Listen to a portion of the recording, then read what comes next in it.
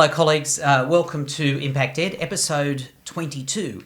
And this is a bit of another pause reflection point, Steve. We're kind of recognising that people are anywhere from having just started the situational analysis to well through it to some people even poking out the other side. And I guess the importance of a pause here is one of those start with the end in mind questions. Well, actually, we do need to stop here for a second, James. I'm just looking down on the screen and I'm noticing your title is now wrong.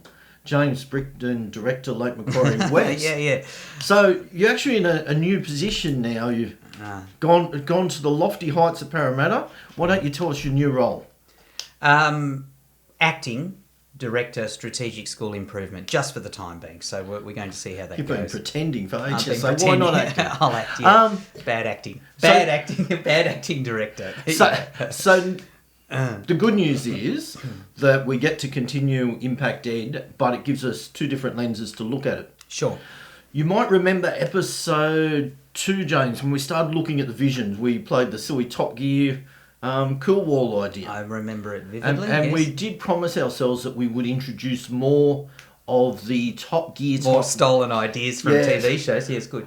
Yeah. One of the things I love that they do is when they go on the big epic adventures, they give each other really impractical gifts. And so, to celebrate your new position, I've got you, if I can make the lights work, this gift that I would really like you to have and do something with.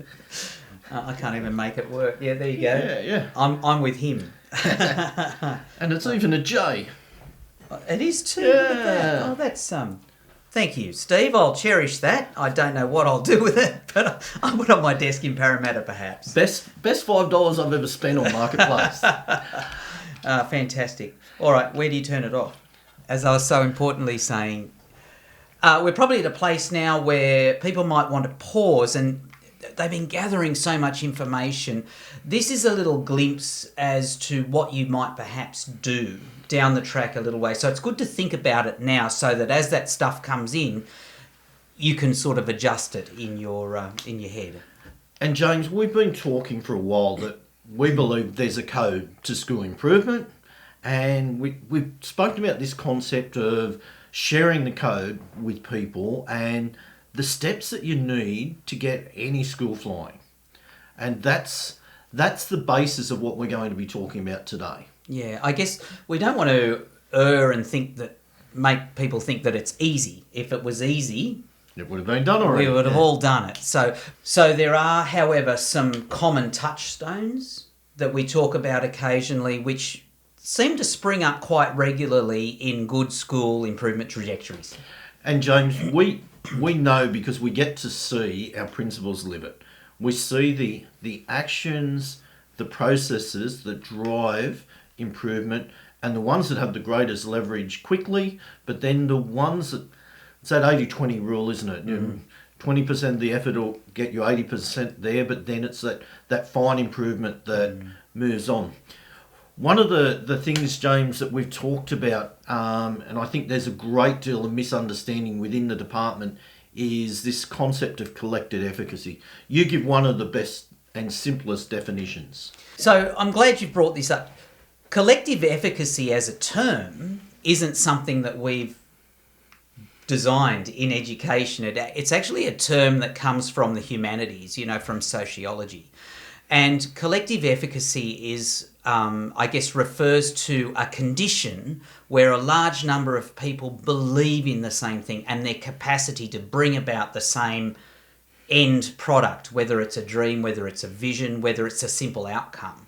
And so we've stolen that term from the humanities, and we tend to, probably thanks to Hattie, and we apply that in school settings. And we've butchered it, really, to meet our own means. The term we've been talking about, James, is a commitment collective, where we get a group of people and we come up with a common understanding of what we agree to.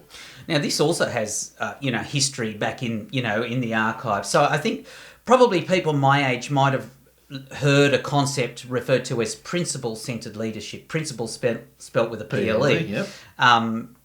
That notion that if you all get a common set of principles, we can always go back to them for our guidance, for our roadmap. And is that, I'm guessing that's the kind of thing you're talking about. And that's it. So why don't we explore a commitment collective together? Okay. And James, that brings us to what we're referring to as the code. So our first step is to come up with a commitment collective. That is, we articulate and obtain a shared commitment collective and we document it. The second part of that is that we live the code, in that we all implement the code 100% of the time, every day. Now, if we can get those two things to happen in any school, regardless of the focus, we know that we can make a difference as long as the principle we're introducing is well evidenced in the first place. That's right. Well, it's ethical and it resonates and we're able to get people on board with it. So in terms of the code for a school, it doesn't matter what we're looking at, we go through the same process.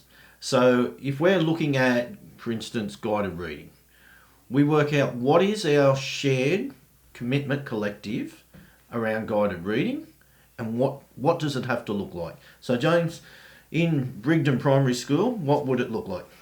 Oh, well, we would all understand the approach to reading that the whole school had adopted. We would have a sense of where we all were with in our personal teaching knowledge of the elements of effective reading.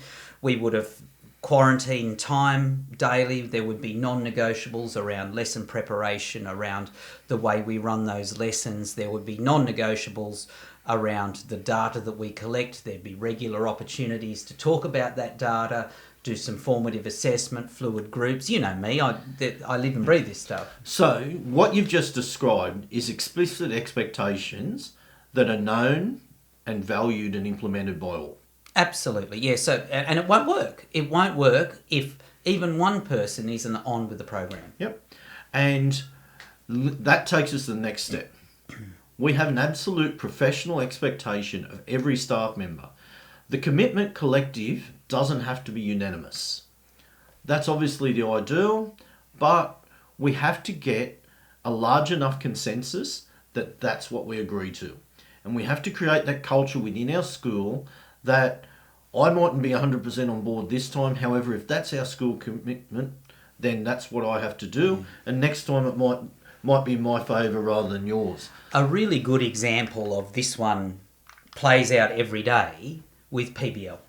Oh. You know, because by the definition of that process, we're always iterating the rules. We're saying, you know, this is becoming a problem, so we're going to mess around with this rule. We'll change it till we find it a magic place where most people can comply and have the skill to comply. Yep. That always creates discussion and that always has disagreement. But unless everyone walks out the other end of that process and absolutely 100% implements what the way forward is, then it'll fall over. Yep. So this is a great idea. And this gets transferred regardless of the area you're looking at within your school. You could be looking at what a quality learning environment looks like, what the homework policy is going to be, how data walls are used in the classroom or across the school. How we respond to students in crisis. Perfect. So, James, as with everything we do, we like to steal good ideas. And one that you spoke about, I think about 18 months ago. When did you change your shirt? You've changed, man. You used to be cool. Getting back to where we were, we did have some technical issues. There's a slight time gap, but well done for picking up the continuity, James. I was hoping no one had noticed. You spoke about the idea of the apple rings and closing your rings as a metaphor for the work that's going on. And I think that sits really quite nicely. And when we came up with the potential to look at 4 different elements within a school. So we spoke about well-being, practice, capacity and data, and building on this concept where schools could self-evaluate against each of the areas and then work out where their greatest professional learning need was. And I think it's important to be clear here, we're not giving you another job to do. This is just a really useful mind frame, a really useful scaffold for intelligent thinking about how you're going to turn all the information you have at your fingertips now, at this point in situational analysis, into traction, into school improvement. And this is the professional learning going forward for 2021. So sitting under wellbeing, there would be a series of modules, and we've called a few out. So under wellbeing, we put down attendance, behaviour, positive affirmation processes. James, under your favourite practice? Yeah, absolutely. Literacy, in particular reading and numeracy, because they're subject to uplift, Yep. they're subject to targets, and how assessment weaves in and out of that. And, you know, the tools in the toolbox which are evidence-based, and, you know, intervention you've called out there.